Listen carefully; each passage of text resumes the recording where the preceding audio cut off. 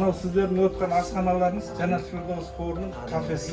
Бірінші кафе дейді. 100% қайырымдылыққа жұмсалатын Қазақстан бойынша осы бір кафе. Жанат Фирдоус қорын білесіздер, мынау Сарыағаш медресесі, Абжаппар ұстазымыздың медресесі.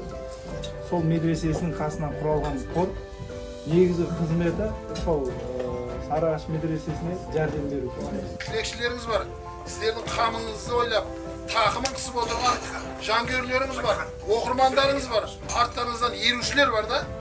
Сондықтан да сол ерушілерді Алла Тағала сіздерге миллиондаған оқырман, подписчик бергеннен кейін, сол подписчиктер үшін де сұраламыз ертең. Судың да сұрауы бар дейді ғой. Миллион подписчикке не әңгіме айтынды ертең содан сұраламыз.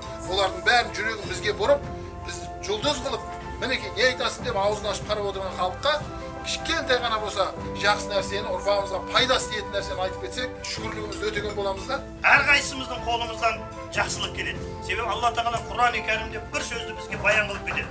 Жақсылықтың сыйы тек қана жақсылық дейді. Сіздердің білектеріңіз кәдімгі қазақтың жігіттеріндей күшті білектеріңіз бар екенін көріп жаңағыдағы таң қалдық, және қатты сүйсіндік.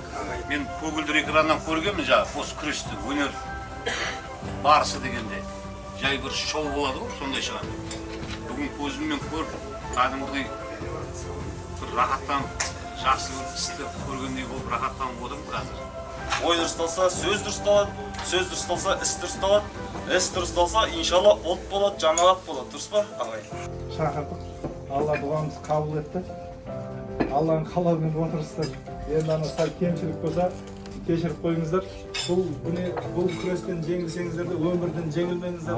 Шайтан лағынетінен жеңілмеңіздер. Жәннаттың төрінен орын ала беріңіздер. Алла разы болсын.